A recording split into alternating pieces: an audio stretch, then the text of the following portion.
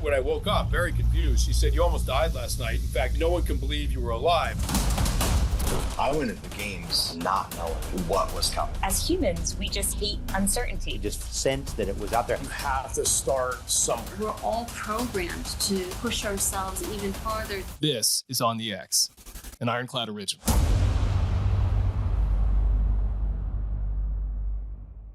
Welcome to On the X. My guest today is Dr. Jerry Rosenbaum. Dr. Rosenbaum is a highly regarded psychiatrist, researcher, and thought leader in mental health. He served as the Stanley Cobb Professor of Psychiatry at Harvard Medical School and was the Chief of Psychiatry at Massachusetts General Hospital. Dr. Rosenbaum is best known for his groundbreaking work in mood and anxiety disorders, psychopharmacology, and innovative treatments for depression. He is also a pioneer in advancing the exploration of psychedelics for mental health, serving as the director of the Center for the Neuroscience of Psychedelics at the Massachusetts General Hospital Research Institute. His work focuses on understanding how psychedelics change the brain and developing new mechanisms to treat psychiatric disorders. So here we go with Dr. Jerry Rosenbaum on the X.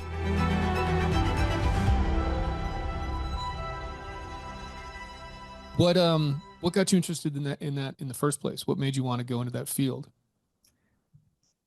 I think it was preordained, not that field per se, but medicine. My dad was an old country doctor, kind of a family doctor, black bag and Oldsmobile, house calls, up in the middle of the night, put his suit on over his pajamas, go out and see his patient kind of guy, had his office and his nurse, took care of a large, lower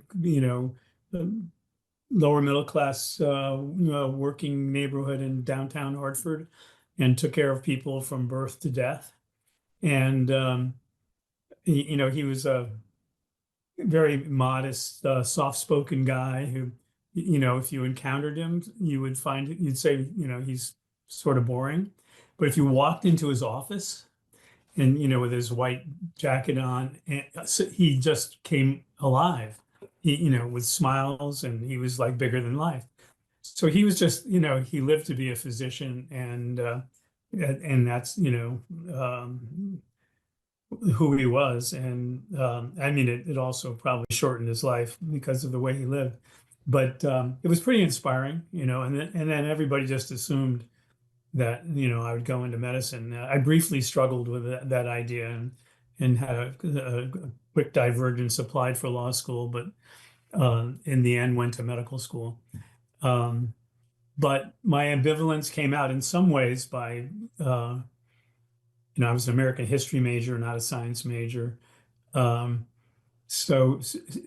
American history and literature. So psychiatry of that era was very narrative driven, very, linked to long-term psychotherapy and stuff. So I felt more at home. I was compared to my classmates, I was really good at that. I mean, compared to my classmates and everything else, I wasn't that good. So it was a compromise in some ways to continue the medical tradition, and then find a specialty that seemed to fit with my history and the way I thought. And fortunately, the field evolved. I mean, it became it's a very broad and dynamic field now that embraces everything from psychotherapy to, basic neuroscience, from devices to medications to specialized treatments to, public health and innovation and discovery. So it's become an extraordinary field, although when I entered it, it was kind of narrow. Yeah. And so I know you do all this work with psychedelics now, and I want to certainly get to that, but just kind of going through a little bit of the history with you. So outside of that, your specialty has been what exactly? So I started training in general psychiatry, basically the focus on psychotherapy. This was the 1970s, and there had been some activity in the realm of psychopharmacology early on, but in most of the academic medical centers, it was sort of frowned upon, that if you were giving medications to patients, you were, there was some kind of flaw in your... That's interesting. Yeah. And, but I had these early experiences. Well, part of it was I did my internship at a city and county hospital in Denver. Then it was called Denver General Hospital, and now it's called, I think, Health and Hospitals. And a lot of, it was an incredible public hospital. And I spent some time on the psychiatric service there, where I learned some of the power of medications for people who had never been exposed to them. Now this is a rare experience for psychiatrists, who tend to see people who have gone through a number of steps with a primary care doctor or somebody else before they even see them. But in those days, these were new patients. I mean, I remember people coming in, really raging manic, being called schizophrenic because nobody knew about lithium. Lithium was a new drug then. And so I had the experience of starting people on lithium for the first time and seeing their mania effervesce. And, there's a subgroup of people with bipolar illness who are good lithium responders, and seeing people get their lives back. And the same thing was true with the antidepressants of the time, tricyclic antidepressants, monoamine oxidase inhibitors. These were people with depression or recurrent depression who had never been exposed to an antidepressant. They might have gotten anti-anxiety medicines or barbiturates or schizophrenia drugs or whatever. And so I had these conversion experiences, basically, of seeing people who had struggled in what seemed like a rather straightforward way to me. I just introduced them to those new treatments, the medications. And so my initial decades in psychiatry were extraordinarily positive in that so many people seemed to respond, which would be surprising, to hear psychiatrists talk that way now, because we're seeing people who, after they've had their second, third, or fourth failure, everybody else is being seen by their nurse practitioner or their primary care doctor or what have you. But in those days, it was just extraordinary. And I couldn't imagine why anybody wouldn't want to do this, to see people who were suffering, get their lives back. Yeah. Over time, this experience got more sobering, both because, again, seeing people who had already failed initial treatments, but also over time, some people would lose benefits and struggle to get them back, and you'd have to find creative ways to do that. And that sort of became the second phase of my career, which was, what can you come up with to help people who have lost the benefits of things that initially worked for them? And that was sort of the beginning of our thinking about what we call treatment resistance, or treatment-resistant depression, treatment-resistant anxiety. And that became a field of itself. And then that became more my focus. What can you come up with as strategies that might work for some subgroups of people with depression who had either failed treatment or lost the benefit from treatment? By the way, when you say psychotherapy, is that just what normal people think of as therapy? When I say... Well, we really talk about psychotherapies now.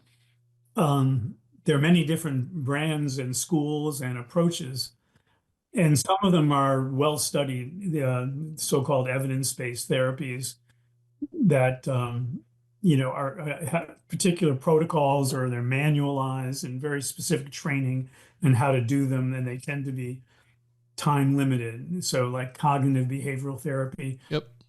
More broadly, but there are many different subgroups of cognitive behavioral therapy, some more focused on social anxiety, some on panic, some on depression, and so forth. So there are variations of cognitive therapy, which tend to be, 10 to 30 sessions of what are called more learning-based therapy, learning skills or how to manage thoughts or how to change behavior, which is sort of different than the traditional therapy, which is conceptualizing all that you're suffering as the consequences of all your life experience, but most importantly, your earliest life experience, and tend to focus on going back to early relationships with parents and others and formative experiences. And those tend to be open-ended, long duration therapies, ranging from once a week to 5 times a week in the classical psychoanalysis, which is the classic psychotherapy that Freud and colleagues developed. And so there are variations of that. And there's interpersonal therapy. It tends to focus more on your relationships and your current challenges. There are all variations of therapies, and Occasionally you find a practitioner who knows a lot of them and can select among the therapies for what seems to be most pertinent to the patient. But unfortunately, therapists tend to specialize. And so when you walk into a therapy office, you get what that person does. It's sort of like, here's the treatment. Now tell me your problem. So, which is not as crazy as it seems, because many of the therapies can be helpful to many different conditions.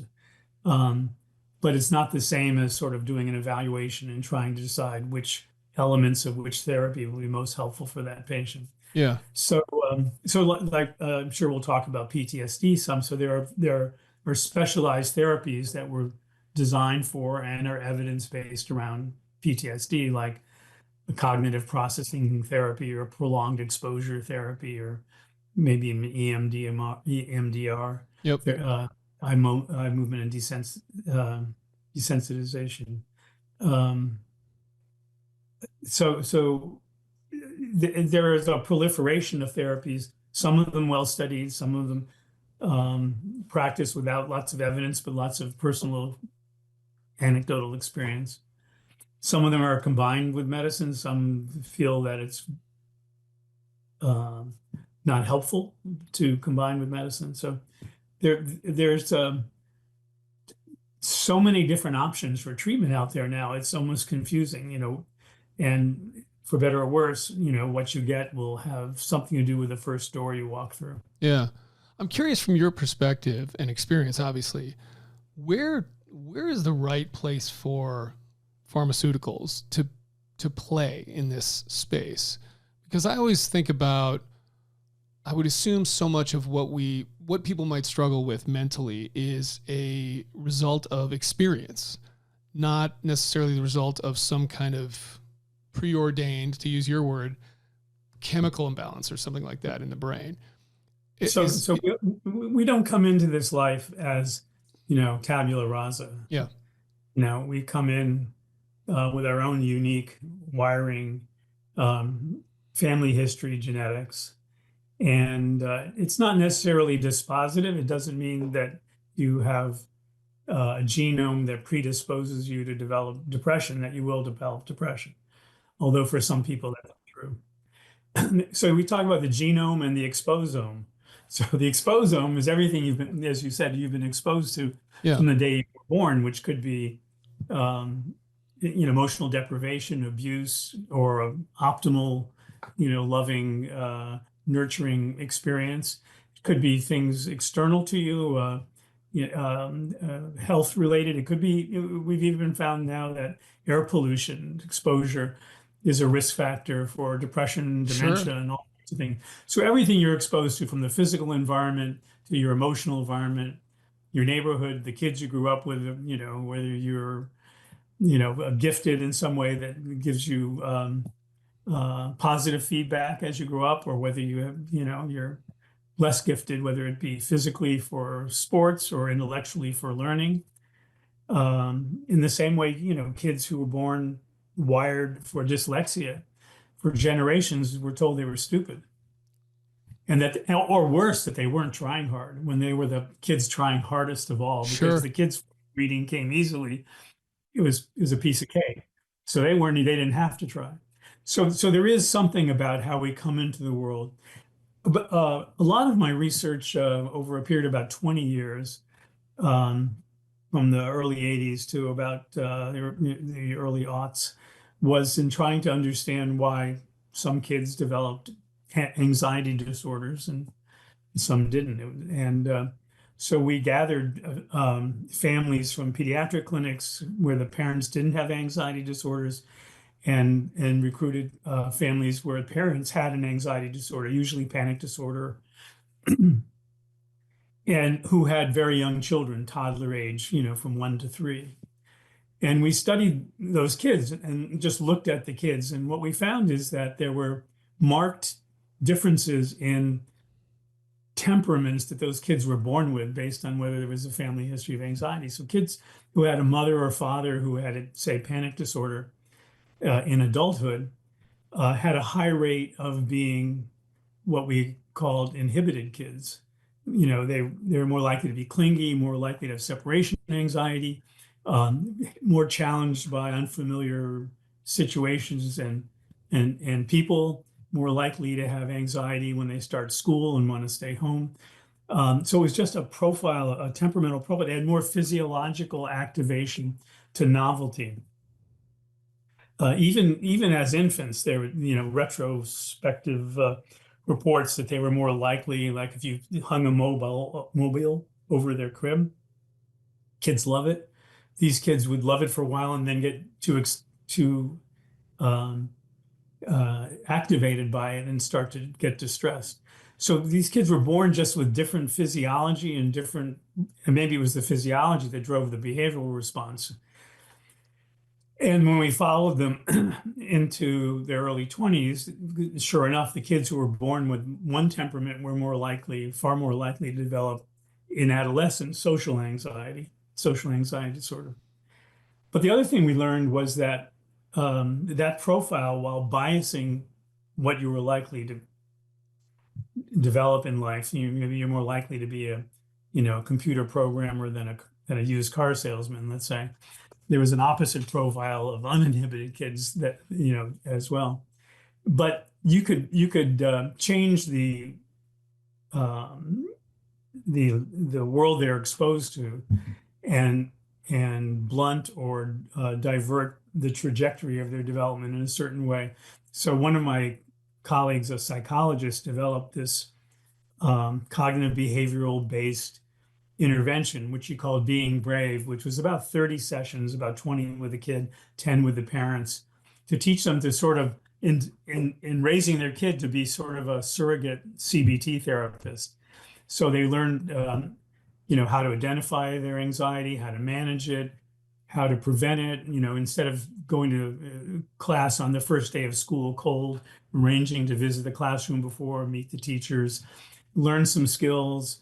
And the kids who got this treatment compared to those who didn't had far fewer anxiety symptoms and less likely to meet criteria for a diagnosis.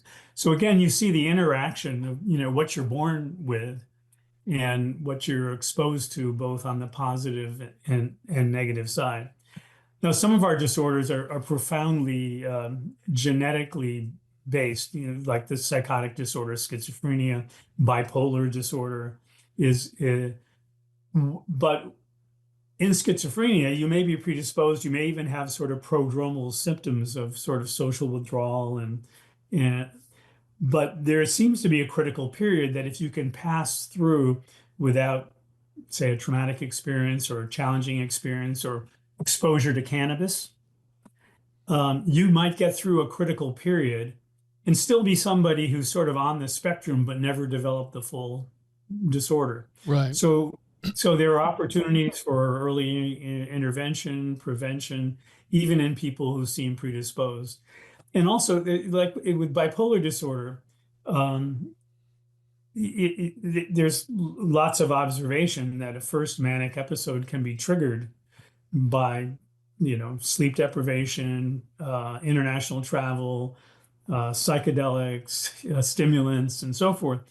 So while you may be predisposed, again, there may be external things that are either necessary to set it off or determine when it's going to be set off. Yeah. So it's a bit of both. So, just as you talk about people born more vulnerable, you certainly can talk about people born more resilient. One of the fascinations for psychologists have been kids who have grown up in horrific situations, maybe, like the Romanian orphanages, where it wasn't so much abuse, but just neglect. They weren't, held or touched or interacted with.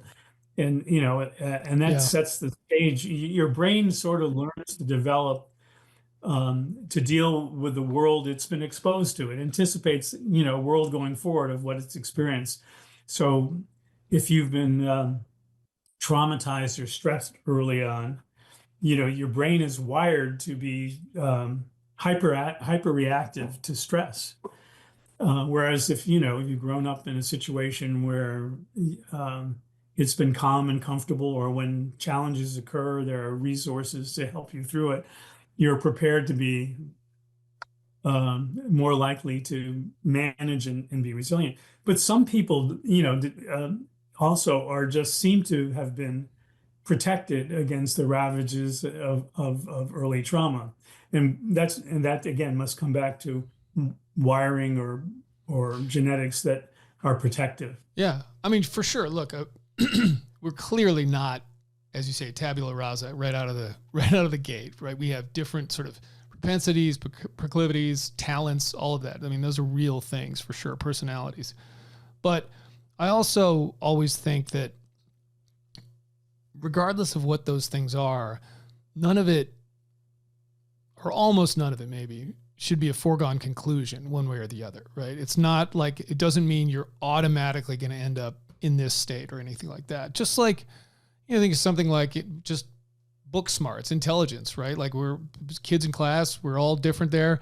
And it just means like some people have to work harder. There's kids that don't have to do anything. They don't study whatsoever and they ace things. Right. And there's others that just have to work harder on it, right?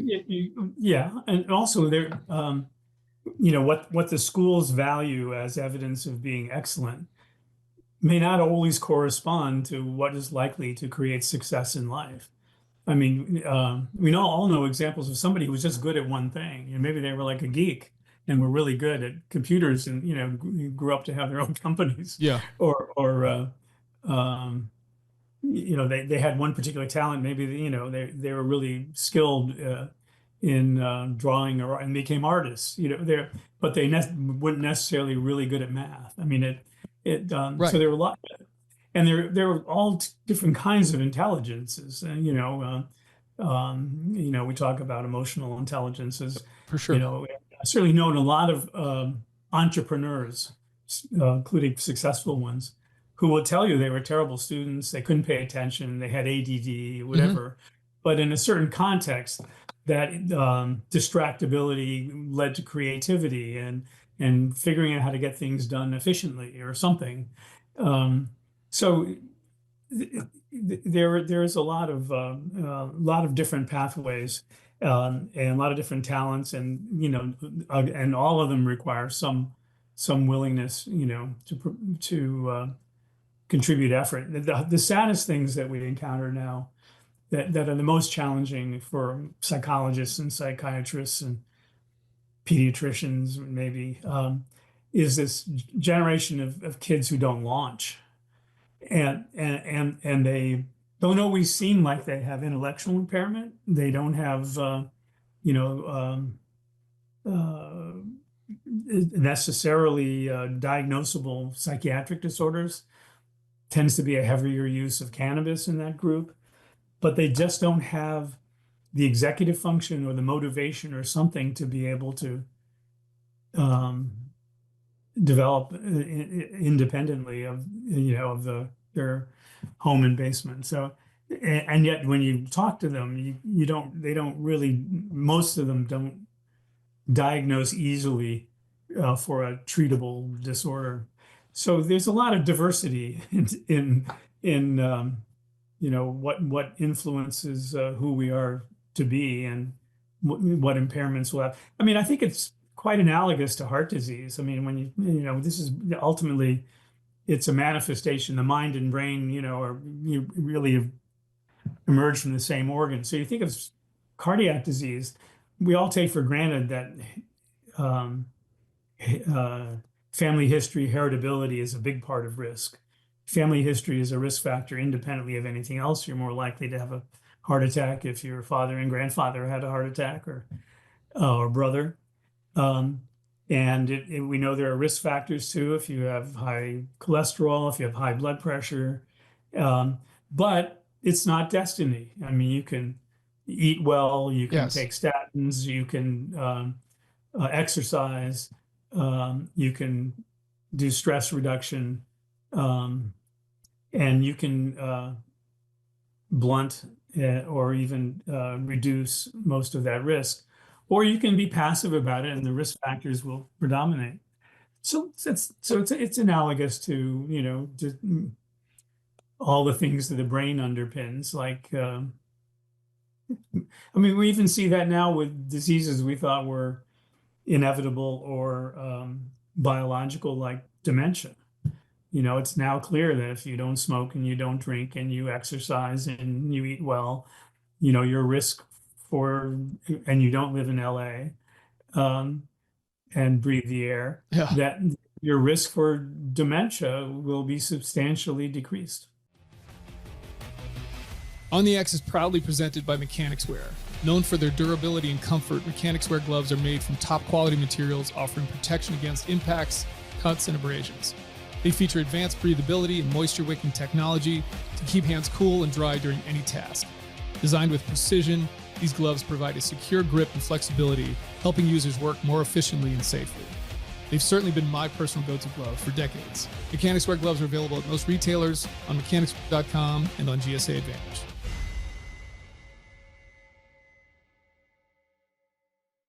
So let's get into kind of the psychedelic stuff, because this is something, I don't know exactly how long you've been working on it for, but this is a big part of what you do now, and I'm very interested in this, and have had some personal experience as well. Oh, actually, sorry, before we get to that, there's one other thing that I saw you talk about in a couple of articles, and that is this, completely outside of this, is this term rumination, which I find really interesting because it's a term that people use sort of casually, like I'm ruminating about something, I'm thinking about something, but it seems to me what you're talking about sort of a clinical definition of rumination and what that is exactly. So can you talk about that?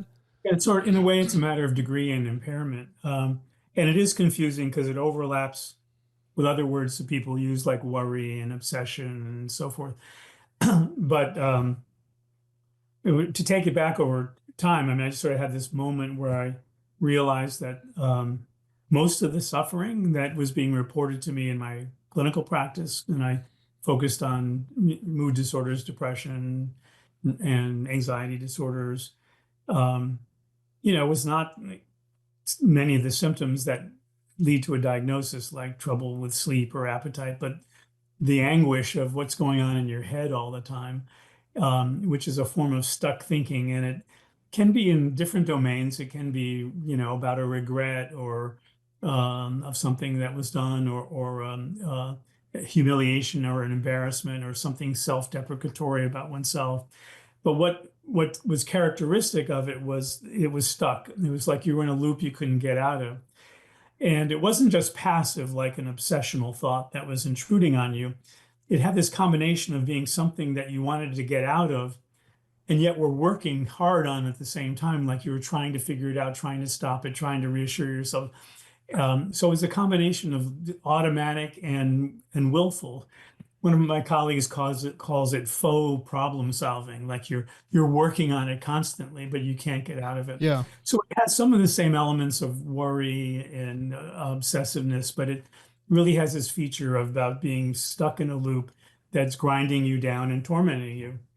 And I would recognize that it's not even listed in the symptoms that are necessary to make a diagnosis of depression. And I also noticed that it seems to carry the burden of almost everything psychiatrists treat, whether it's an anxiety disorder, OCD, PTSD, substance use disorder, depression.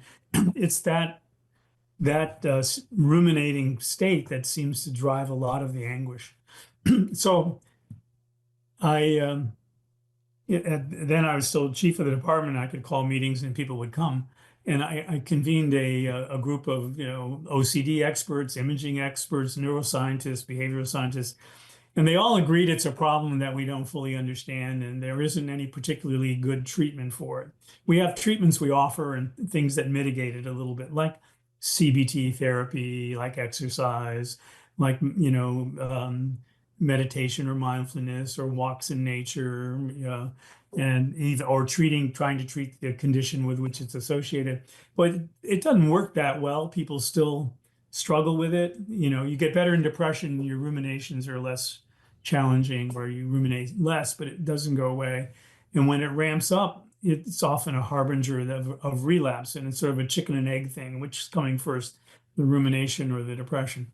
So we brainstormed a bit and, had the usual academic insights, like we don't have good measures for it to be able to study it. The traditional measures looked at it as sort of a trait instead of a state that can change. And so we made a new instrument we call the Mass General Rumination Scale. And then we started to try to think about, can we enhance our ability to remedy it? And it was at that moment that a friend of mine who was and is a sort of an influencer in the psychedelic space, who was a friend and would always sort of treat me as if I was an expert about things I didn't know that much about, like psychedelics at the time. So this goes back to like 2017, maybe. He would ask me questions about psychedelics as if he was interested in my answer, but he knew way more than I did. And one day he got tickets to a conference or an event at MIT in the Broad Center, where the first neuroimaging data from Robin Carhart Harris was being presented, and what he called the snow globe effect and the change in connectivity, parts of the brain connecting and communicating. But also what struck me was the change in connectivity in the default mode network, and because we knew that people who ruminate a lot have a lot of activity in that network, which is is involved in self-reflection, self-observation. So that signaled to me and my colleagues that psychedelics might be interesting to look at as therapeutics for people who ruminate. So we sourced psilocybin from one of the companies that was studying it and endeavored to do this study. It ran into all kinds of problems. It took so long to get the approvals. And then the psilocybin we had expired. So actually the study's up and running now several years later, but it's enrolling now. But in that moment, the people who were talking to us about giving us psilocybin were also saying, "Look, this is the Mass General. It's a $2 billion annual research budget with vast resources, in cancer and heart and neuroscience." They said, "Could you do something bigger there?"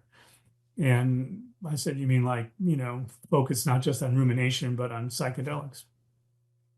And these people were willing to give us some startup funds and introduce us to some donors that helped us get started. But the real moment of transformation was when I just reached out to some colleagues who are brilliant in their own fields. One, Bruce Rosen, who heads our Martino Center for Neuroimaging. These are the people that have built all the machines that people use, the Connectome. They invented fMRI. It's an incredible resource.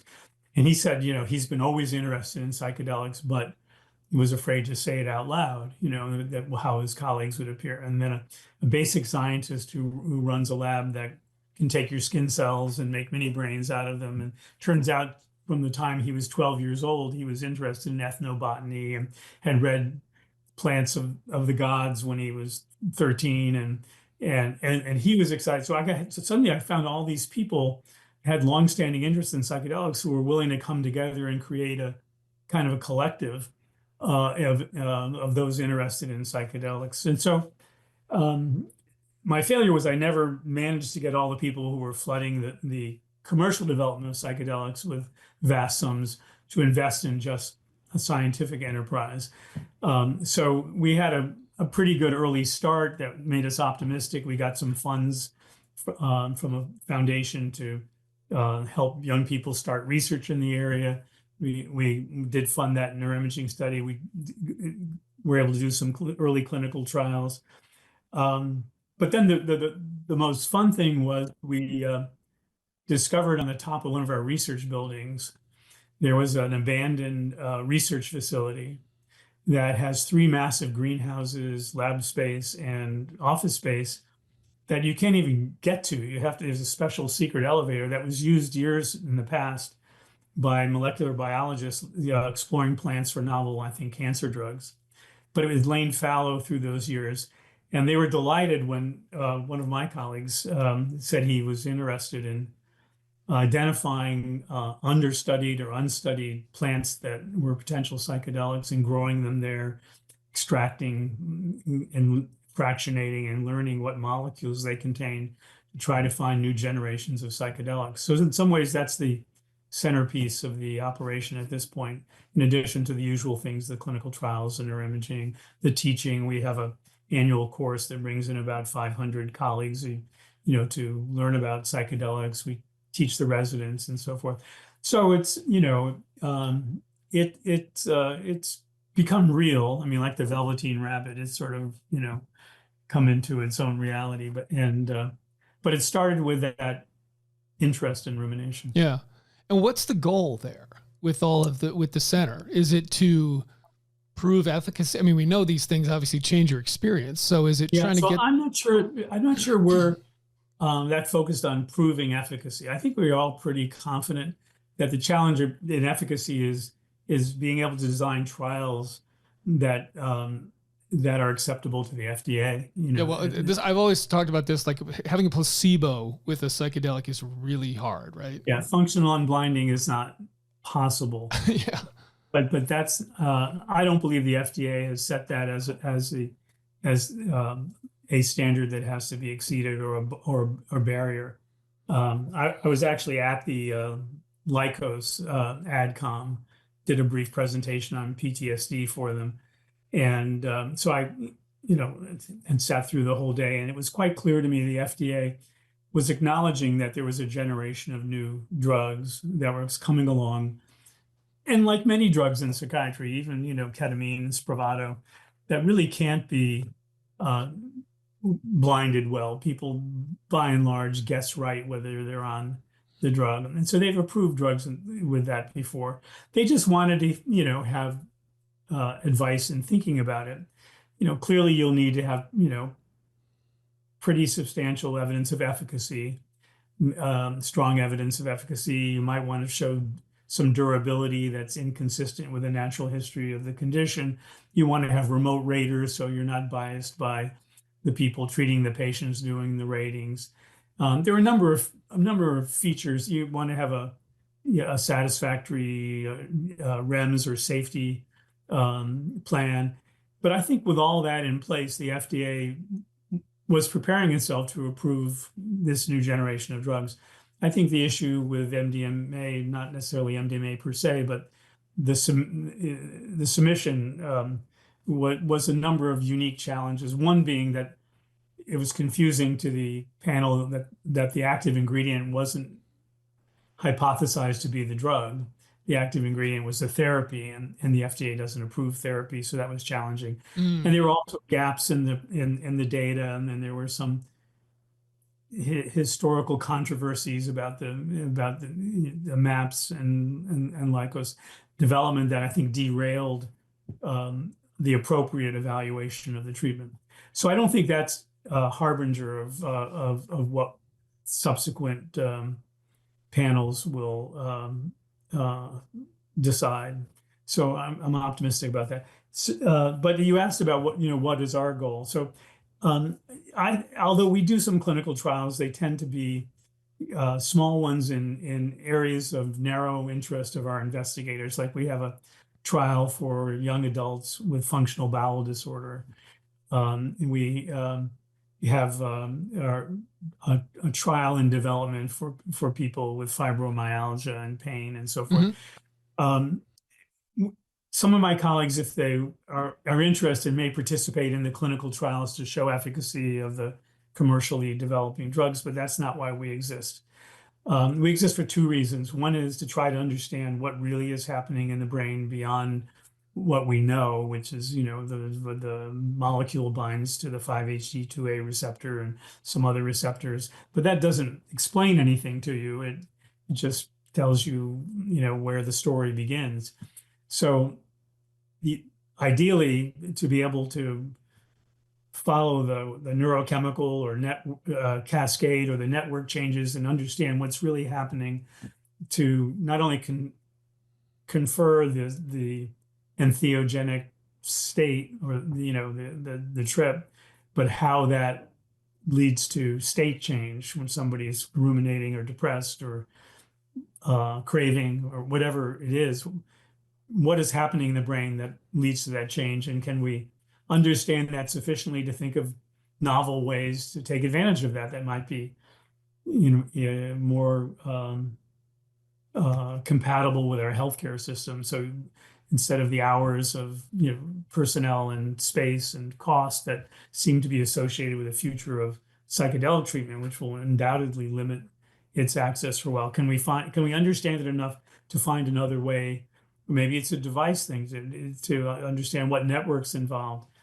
But by understanding what happens downstream from just binding those receptors can lead to understanding of mental illness and novel treatments. So that's part one of what I say is our main mission. And part two is the greenhouse, that there are dozens of plants that you can discover through deep dives into ethnobotany that have neuropsychiatric experiences, and they're not the holy seven or whatever it is that they keep getting tweaked or changed or deuterated or put into a different formulation to get intellectual property so you can market drugs that have been around forever, like psilocybin or LSD or DMT or 5-MeO-DMT, whatever.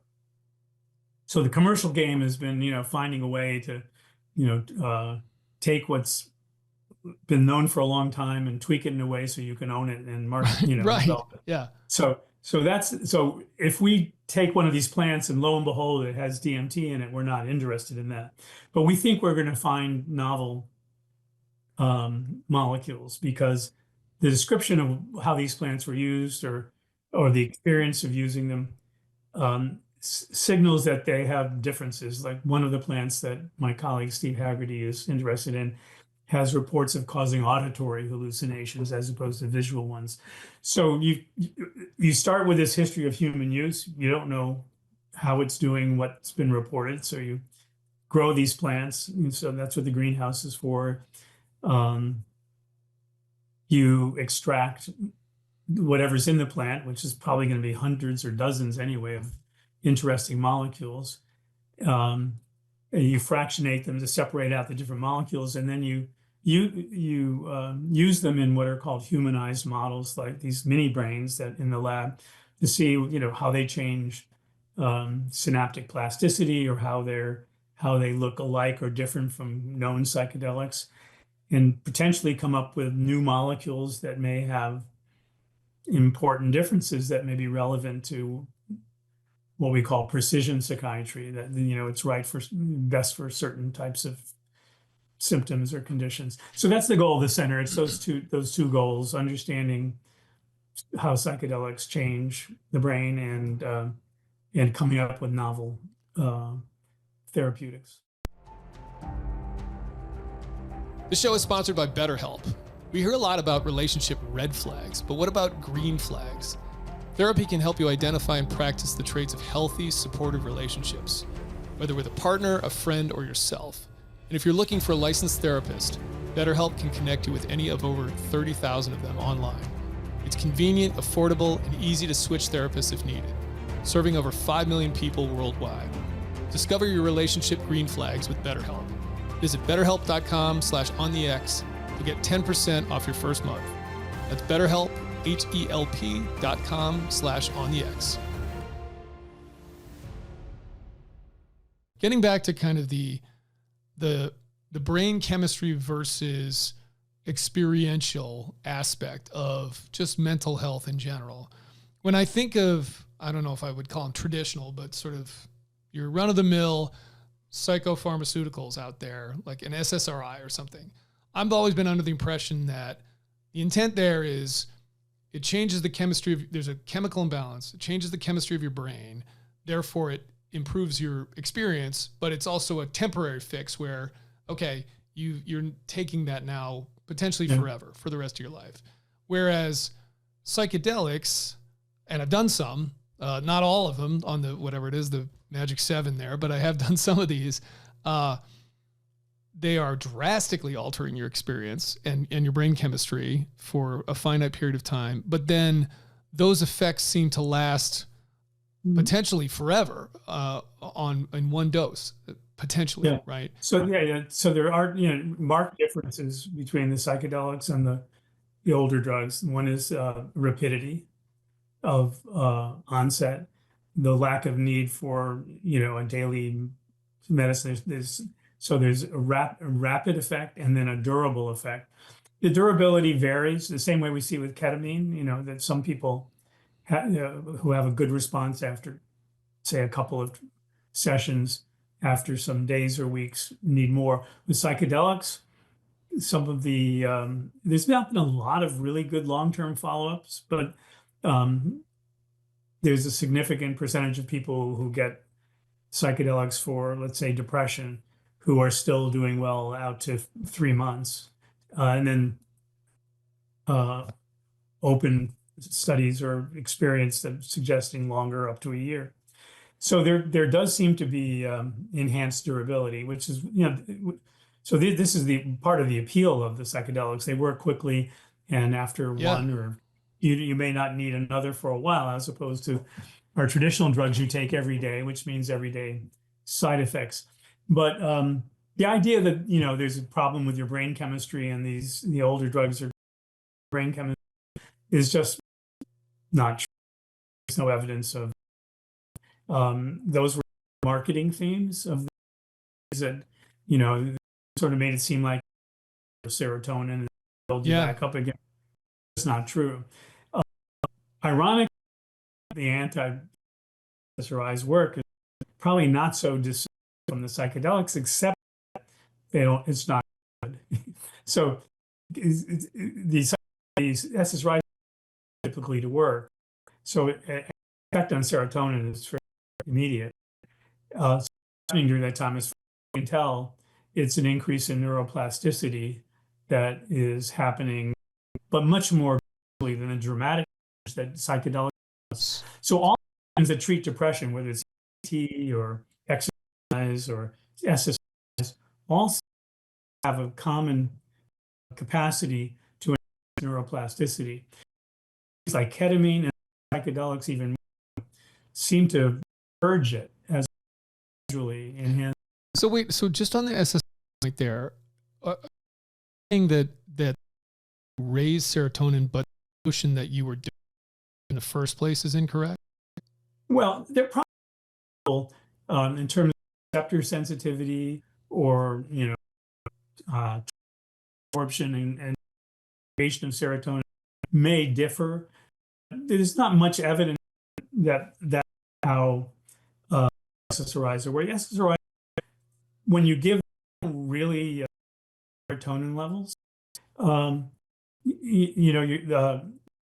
your cells secrete serotonin, neurons secrete serotonin, and, based on biological signal, and then recover it into the cell. That's why it's called a reuptake inhibitor.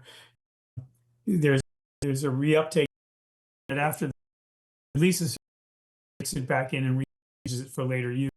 So there's no net increase in serotonin. It's just that you block that reuptake, so the serotonin stays in the cleft longer, provides more stimulation, longer, so it enhances the signaling, doesn't actually increase the amount of it.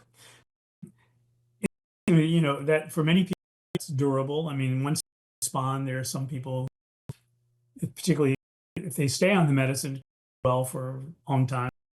Other people, after getting that postsynaptic receptor at a higher level, seem to develop something like tachyphylaxis. This doesn't work well, and then stop it. You find some other way to treat. It's not that your serotonin level up or down. It's just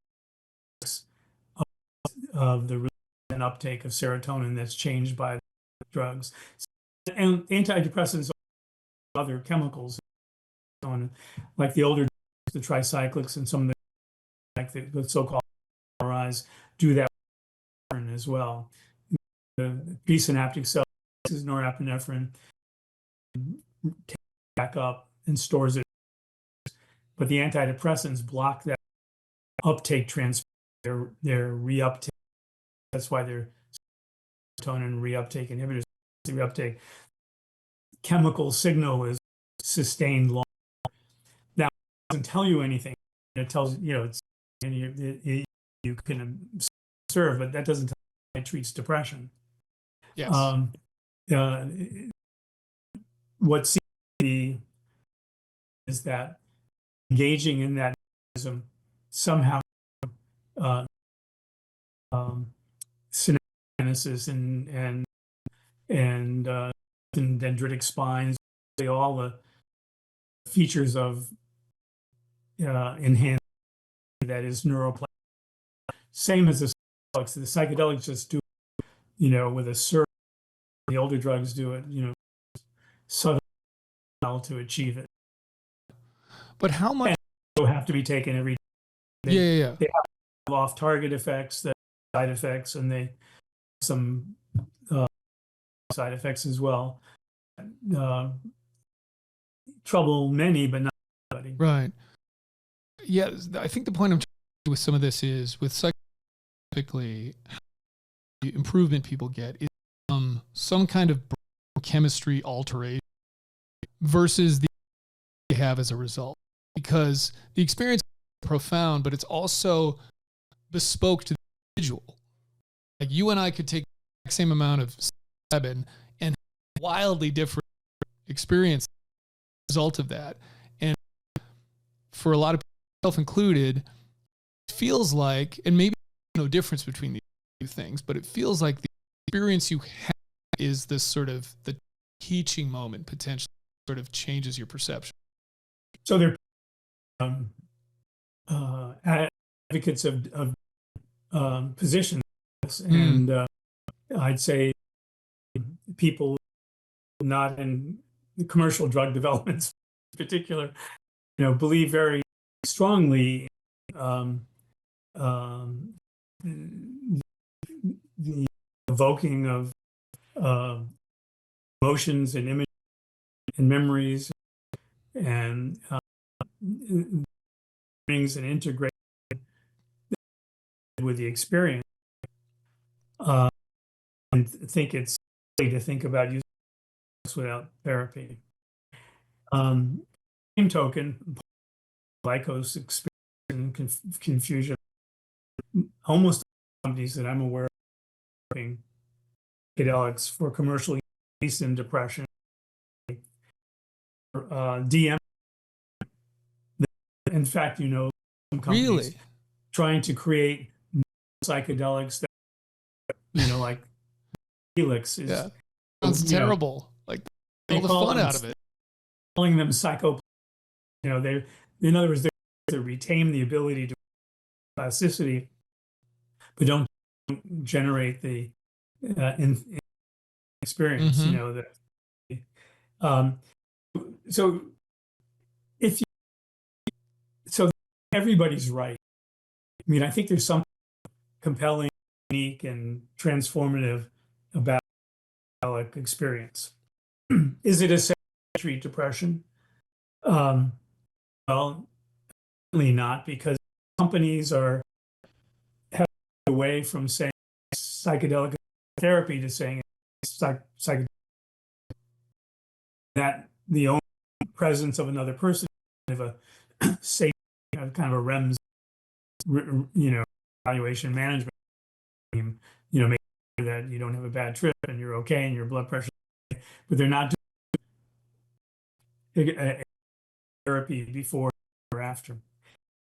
And so my that is that psychedelic patients effective, just not as effective. So I'll take you back to the old drugs, the SSRIs. Yeah.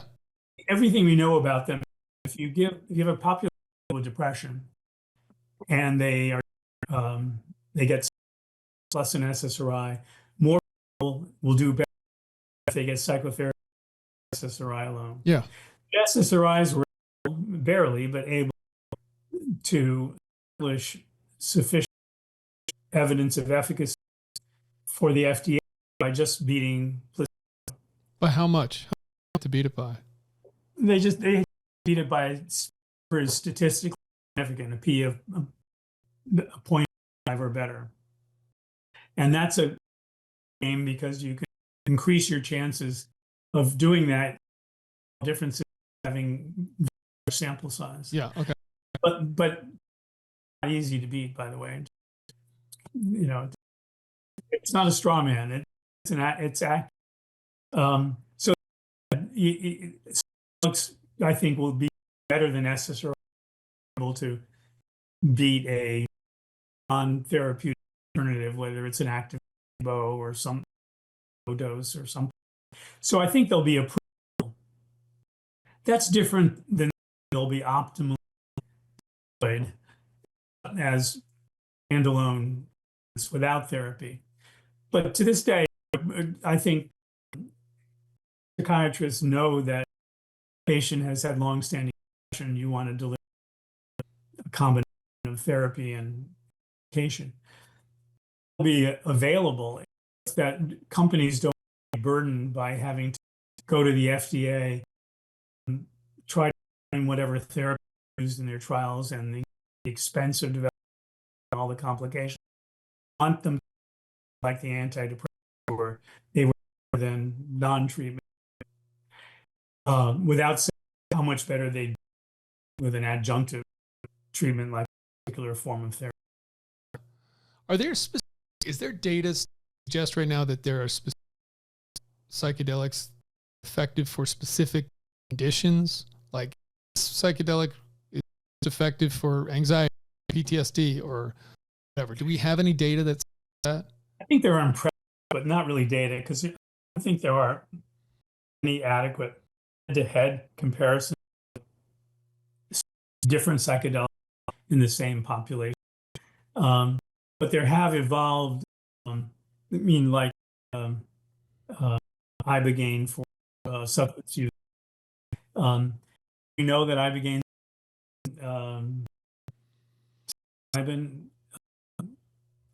we know that it is. It may be. I don't think there's any data other than people saying that they worked and building up a kind of endorsement or testimonials that buy belief that this is more useful in that condition because we've more and seen more results. But evidence, I don't think there are practitioners that have strong belief, but you can't take the or the FDA. Yeah. Just sort of risk factor with there are different risk factors. I mean, like ibogaine has risk on intracardiac action. Yep. It was potentially lethal, and you really do a monitoring and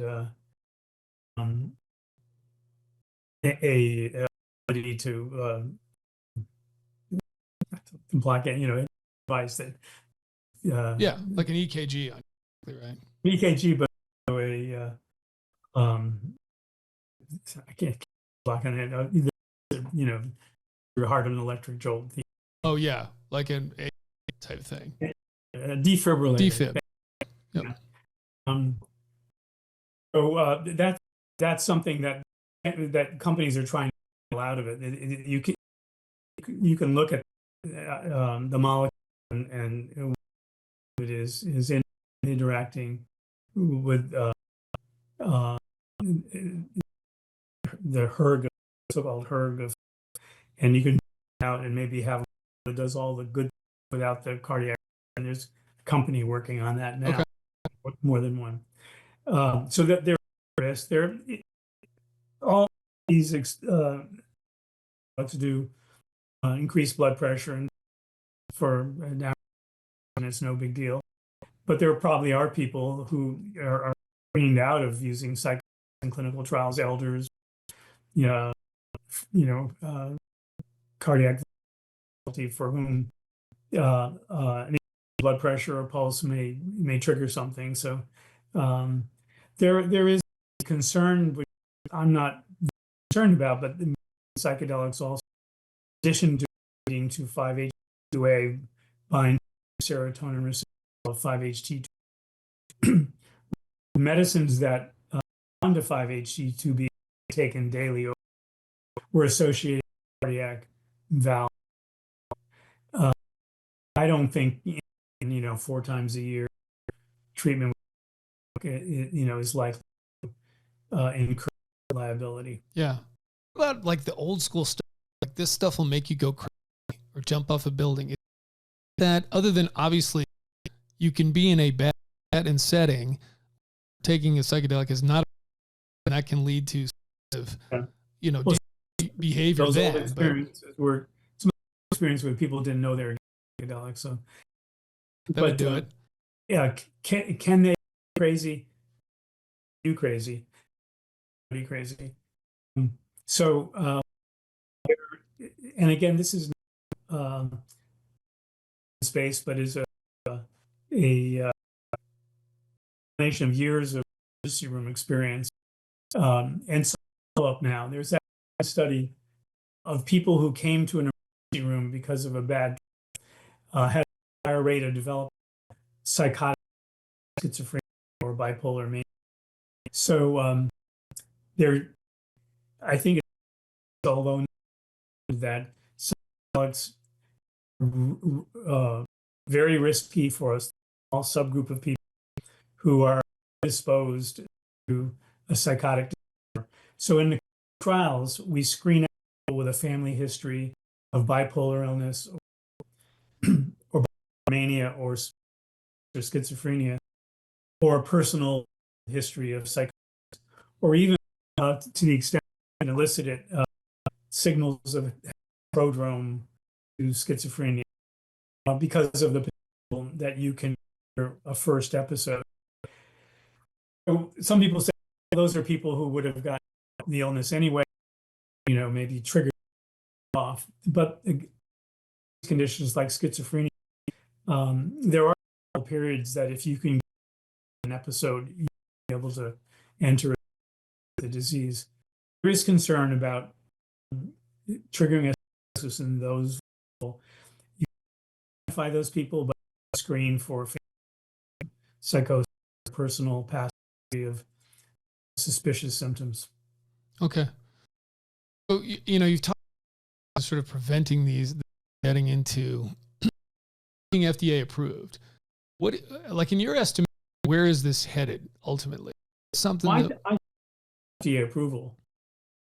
I think the FDA is going to be this one. I want pretty solid, without like a suspicion that this were encouraging patients to certain. They really want one study where the evaluations are independent treatment. They want strong efficacy. They want to see some durability. They want to see safety. But I'm sure they'll be approved and be scaling up and delivering treatment to the population and for people to access. Because the way it's set up now, you'll have a space, you'll have to have that'll be monitored. You have, and that will time. Even the short psychedelics are probably a half a day for an individual. People are working on ways. Can you do several? But it's not like you can 100 million prescriptions to those who suffer. So scaling it up, out how the companies that invest so much in the development make back their investment means they're probably going to charge a lot of money for things that you could, buy at the corner. Yeah. So it's an interesting time to figure out that sorts out. Like, this is interesting. I've never really make something prescription and you've got to go get it at a drugstore or whatever versus cannabis now. 10 dispensaries within 10 miles live at. None of that's prescription to get. Yeah, so you can't own a natural substance. You can't claim a patent, right, on a mushroom. So all these have ways to take the active ingredient and synthesize it chemically, right, and change it into small way that efficient for the FDA to, or not the FDA, the patent office to, that is It's proprietary. novel and actually proprietary. So one company's they changed the hydrogen atoms, add an additional to make it deuterated. It changes its dynamics of how long it lasts and so forth. So it is different. People have created formulations. DMT can't swallow because you're metabolic. So you have to do an injection or an inhaler. So that create products that are patentable, even is not something that they've truly discovered or transformed. Ways to synthesize or formulate so it's not, and also certain precision. You know exactly how many milligrams you're getting. Whereas your mushrooms, you're guessing. Mushrooms have different amounts. You'd titrate it. You'd probably take some and say, "I'm not there yet." And whereas with it, and actually some of the companies are creating that work that way. You take a dose, see how you're doing. Yeah. Synthesized, and they're full, and they're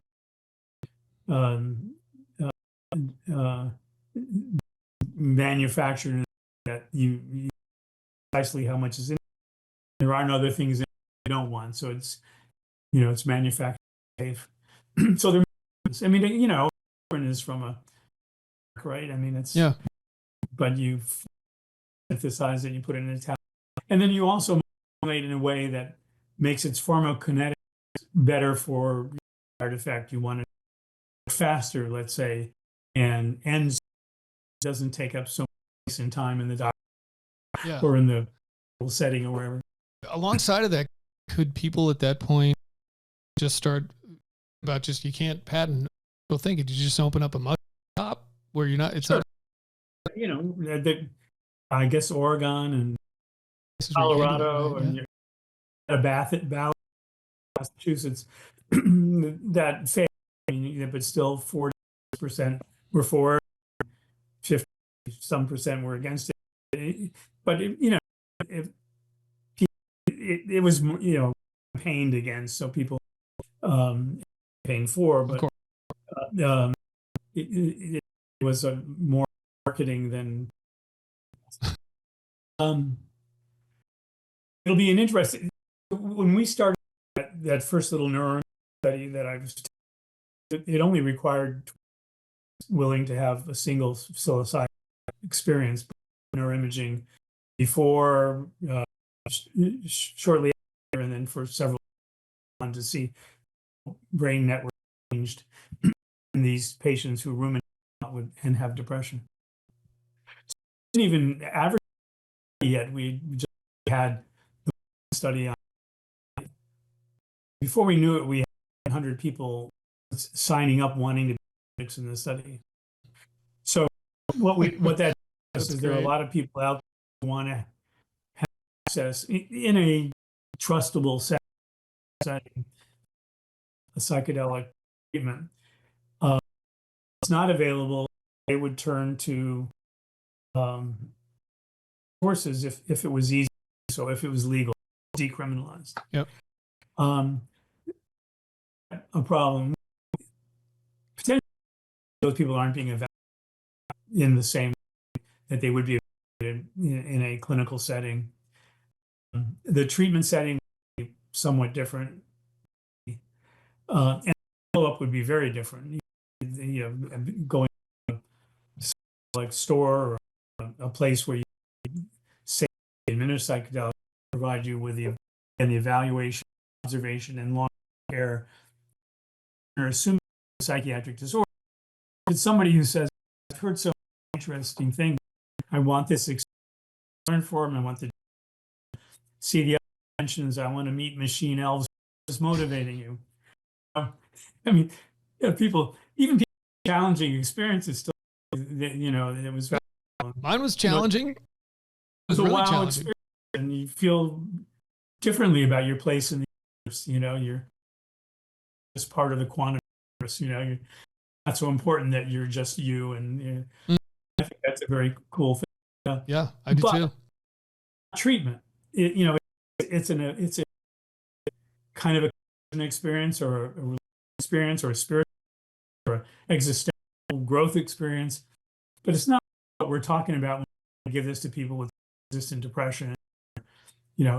We're not just say they have a wow experience. We want to see if they from depression and then make it enduring and make sure they don't have a bad outcome, make sure they don't get suicidal. I mean, have care, and when you're treating you think of it not just journey, trying to get a illness.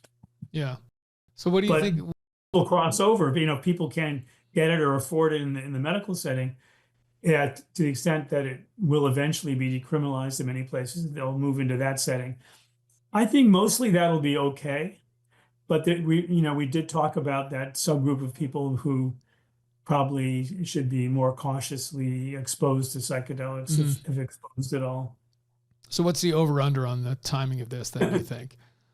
Over-under on whether... On the timing, like when you think there'll be sort of, I mean, who knows if it's federal, but like sort of by and large, the way cannabis is now, like it's mainly legal in most places, I think. I don't know, it's legal here. I mean, Biden, it was supposed to be Schedule 3, but it's taken a long time to get that through. What's the over-under? Well, I think it'll be state by state. So there'll be, there are places now, so it's 100%. But as far as generally available, I think we're talking 5 to 10 years. Oh, wow. Okay. That's actually faster than I would think. So, yeah, well, I'm guessing. Yeah, I know. But you're closer to this than I am. Certainly. I'm on the periphery here. And obviously I have some personal experience. I'm in the veteran space where this is talked about a lot and whatnot, but yeah. Thank you for your time. Really appreciate you being here. And thank you for your work on this stuff. I mean, obviously your body of work, 50 years of doing this, you've been doing this for longer than I've been alive. So that's impressive in and of itself. But the stuff on the psychedelics now too, I just think is, I'm in favor of it. I just think it's another tool out there, and it's not a panacea. It's not something that people should just think this is going to fix all my problems, but it is another tool. Said. I mean, I would say the same thing. It'll be a useful addition to the toolkit. Yes, exactly. Yep. Thanks for listening to On the X, the official podcast of the Navy SEAL Foundation and an Ironclad original series sponsored by Mechanicswear. Learn more at NavySEALFoundation.org or text On the X to 60104 to join our subscriber list. See you next time.